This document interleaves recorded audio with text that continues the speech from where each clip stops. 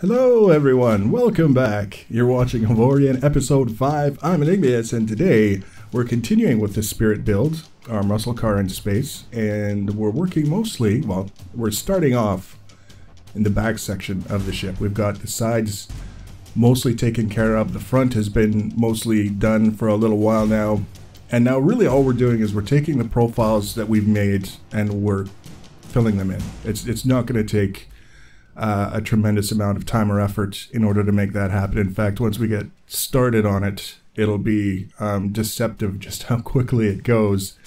All I'm doing here in this specific part is sort of finishing off the contour that's going to define the top edge of the back face of the ship. And it's all little pieces because it's relatively fine adjustments in the curvature. And that takes a little bit of time, just getting everything lined up the way that we need it to be. And then once we get it all filled in, it's just one of those things. It just happens very, very, very quickly, which is sometimes nice because after you've been working in a certain area for a certain period of time, there's an eagerness to move on. There we go. That's a big chunk of it done already. And you see, it's not a particularly complex design. I didn't have any major features in mind when I was setting this up. I was thinking sort of along the lines of a late model Corvette, the way the back end, there's not a lot of intricacy to it. There's not a lot of contours, you know, compound curves or anything like that, but it still has this very beefy look to it. So it doesn't have to be complicated in order to convey a sort of feeling about the nature of the design, and that's sort of what I was going with here. Maybe it was a bit of a cop-out. I wasn't second-guessing myself at that point. I was just kind of looking at it and trying to get it done. And with that done, it sort of put us in a position where we have this central area to fill in. And you can see, again, it goes very, very quickly. Once we get started, once we get everything lined up, it doesn't take long at all. And that brings us to this idea of having something that resembles the glass area of the cockpit of a car made out of glass on the top of the ship. It doesn't serve a practical purpose, it's just there for appearances.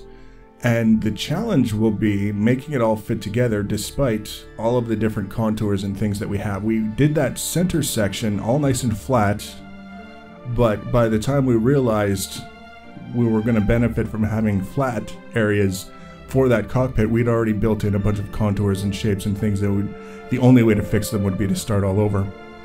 So I just decided to get after it, get the flat section in place where I could, and then I realized that I'd made some changes to this side area and forgot to finish them off. I'd removed a bunch of blocks with the idea in mind that I was going to make some adjustments. Forgot to replace the blocks that I removed, but it doesn't take long. There we go. It's all taken care of there. And now we start looking at this area with the glass, and you can see we're pulling some glass out of the block selection screen onto the hotbar. It was kind of this weird thing where apparently I've been selecting blocks from the hotbar for long enough now that when I think of a shape, I automatically think of a button, and I just press the button and place the block, which makes for a lot of iron being placed when I meant to place glass. You may notice a certain amount that just goes down. I'm just not even thinking about it. I wouldn't have thought by this point that I would be basically working on muscle memory, but I am, and hopefully I can train myself out of it before I lose my mind. I started off with this front area because that was the area that I had the most defined idea for what I wanted, and I just kind of wanted to see how it would play out. But it didn't take very long at all to reach the point where I wasn't able to get it to seat flush on the top of the ship. There was a little bit of a gap, and in trying to fill the gap, I found that it was nearly impossible. It just wouldn't accept. You can see I'm wiggling around there trying to get it underneath just to fill the gap that you can see between the bottom section of the glass there and the curvature of the hull.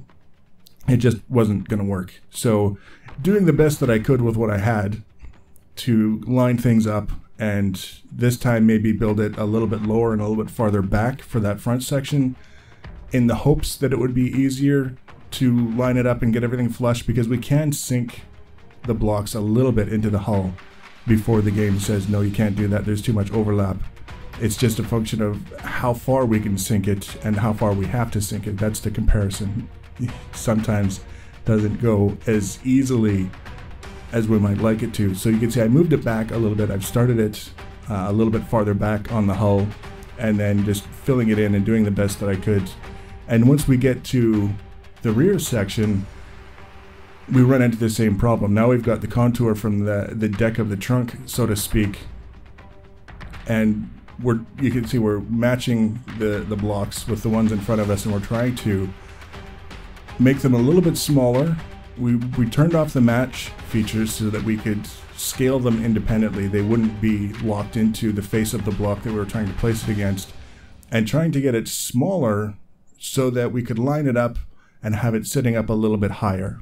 And we would have a gap underneath the block that we're about to place that wouldn't line up with the bottom section of the block that we're placing it against, but at least we would be able to place it, and then from there we could try and figure out something to fill it in and handle the gap that way. It wasn't having it. Just didn't want to work. Either we couldn't get it to work within the space that we had. The game would tell us that it was too big, and that's when it goes red. That's basically what it's telling us. Or we would get it to the right shape, it would be green, but we couldn't get it to line up with the face of the block that we were trying to place it against because of the size and just the scaling and the angle. They didn't want to come together in a way that would work. I spent quite a bit of time trying to convince this whole thing to work. Good learning experience. I kind of had a feeling that it was going to be challenging, and I was prepared to go into it with the idea that we may not be successful at what I originally had in mind. I don't know what it is about glass and voxels. There's just something about them. It ends up being more complicated and more challenging to work with than other, say, more opaque materials. The one thing I like about the glass in this game compared to some other games that I've played in the voxel style is that there's no frames around the glass. You don't have to worry about the pattern that you're creating with the frames. You can just focus on getting everything to work together, which I appreciate, because there's nothing saying that glass can't bend. There's nothing to say that you can't have custom formed glass. You don't have to have a frame every time the glass changes direction on a different particular contour or profile. So not having the frames automatically put in place is something that I appreciate, just because it's one less thing to consider as part of a limiting aspect of the design. We can just kind of do what we have in mind.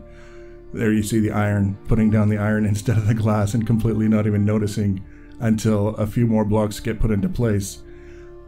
This time around, I actually skipped a bunch of stuff that I was messing around with because it was just a great big time sink and I wasn't actually making any progress. But I found what worked in this case was I started at the back and I worked my way around to the front. And now, even though the glass isn't going to line up the way that I would like it to, in terms of all of the different seams nice and even with one another, I was at least able to get it into the ballpark. And the way that the lighting is handled up to this point, like, as far as I know, there is no suit light that you can turn on to improve visibility when you're building, whether it's, you know, looking around things with your drone or in build mode. Maybe there is. If there is, I haven't found it. So everything is quite dark, and as you can tell, it's a little bit difficult to see whether or not the glass really is lining up the way that you would like it to, or if it's off and you've got overhang or underhang or other issues that maybe you'll notice at some other point in time and be very, very disappointed about. Who knows? Regardless of where we were going, we managed to get something more or less into place. Kind of smoothed off, more or less looking complete. And for the time being, I was basically happy to just have it looking like it was sort of done-ish and leave it as another one of those aspects that, you know, motivated at some point before the build is complete to come around and fix it. We could do that. Otherwise, we could leave it and just take it as a learning experience that we can apply to the next build sort of thing. It's low profile. It's got the tinted effect, which is kind of cool. And it's not especially, it doesn't draw a lot of attention to itself. It's just kind of there. And it's something that's very familiar in a shape like this, to have something like that. Realistically speaking, I am almost of a mind to say that it wasn't really worth putting the glass there in the first place. It fits with the theme, and that was kind of important to me, but what was even more important was just kind of getting the experience with the material. You can see now we're building sort of a roof on top of the glass, as you would expect. There was nothing saying that we were going to have it as sort of a bubble the whole way through. So I finally got to the point now where basically the sides, the front, the back, the top, and including the glass area is complete. Or we could say it's functionally complete. And now we can start messing around with some of the functional blocks, the blocks that actually contribute to the parameters of the ship in terms of how well it moves, how many crew you can have on board, all these different things. And one of the things that I wanted to put into place was the engines. And it just so happened that they worked out really well to look like taillights. I couldn't help myself. It was an opportunity to mess around and try and find ways to make things fit with the build. So that's what I did, and the engines put in place, but I had no idea whatsoever exactly whether or not they were going to contribute successfully to a good design, allow the ship to be maneuverable, or if they were just completely inadequate. And then we've got these directional thrusters that are supposed to help with all kinds of movement in different directions, turning, drift control, braking, things like that. And it was just a matter of making openings for them and then fitting them into the openings. And then in a lot of cases going around, and there were some little gaps and things. So filling those in so that you couldn't see open air, so to speak, in the seams between the functional blocks and the hull. And just kind of having fun with it and seeing how things go together. One of the things that kind of had me a little bit confused is that it has these arrows on these directional thrusters as you're placing them. And as I was placing these blocks in various different places on the ship, I was a little bit concerned that they were trying to tell me that that's the direction that the thrusters would be facing. They would be, in this case, pushing us forward. So I did at one point try spinning them around to see if that was the case, see if the arrows would point in a different direction. And what I found is that they didn't. They just kept pointing. It would look for a second like they were going to point in a different direction, but then as soon as you let go of R to stop rotating the block, they would all start pointing forward again. So that was my experiment with it, and realized that it wasn't necessarily going to cooperate with us. So I didn't push it after that. I think that it ended up working out okay in terms of the ability of the ship to maneuver in various different directions, to spin around in place, which you'll see here coming up accidentally. Starting to get everything finished off. We've got crew quarters, we've got gyros. I think, yeah, that's what we're placing now, is gyros up on the interior. And you can scale these blocks like you can any other block, and get different parameters out of them depending on how large they are, which is kind of cool. You can sort of fit things in like a puzzle and get the most out of the interior of your ship that way. It's kind of neat. And there's all kinds of different blocks that you can place. I didn't place them all. There were some blocks like factory blocks and things I don't even remember as factory blocks, but blocks that are supposed to allow you to build things faster the more you have. I didn't place any of those. This isn't really that kind of ship. But then I decided to place the guns, and I realized just how tiny these guns are on this ship, and I kind of got to thinking that maybe the ship is too large. As soon as I saw the guns, these wee tiny little turrets, and I thought, wow, that's not right. Can't have that. The mining, to give you an idea, in case you didn't see it when it went into place, the mining laser, I can only have one on this ship. The mining laser was small enough that I put it where you would have a hood ornament, and it was properly to scale. So then, after placing all of these things, I accidentally hit escape one too many times to back out of the menus and ended up sort of in control of the ship. And I thought, well, we're kind of flipping around here and we're in space. Let's see what it can do. So I started flying around, and it was not very long at all before someone started shooting at me. And I thought, okay, well, all I've got is these two puny little turrets. The ship isn't even complete yet. The braking, as you can see, is bloody horrible, and I'm taking an absolute pounding. Things are starting to explode.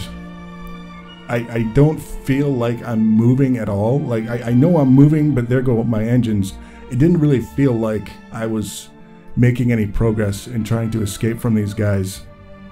And well, let's just say the end result was not a positive one.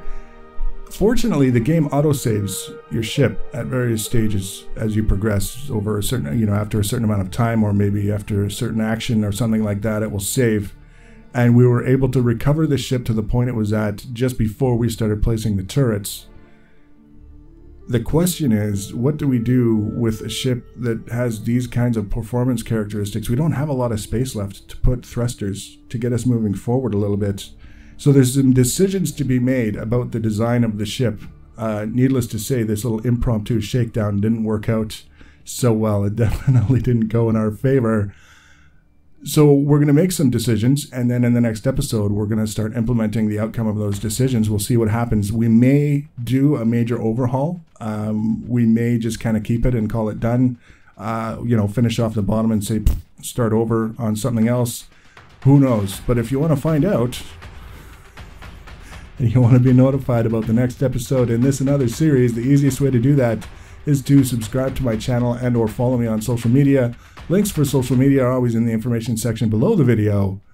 Feel free to leave your comments and feedback. Thanks for watching, guys, and take care.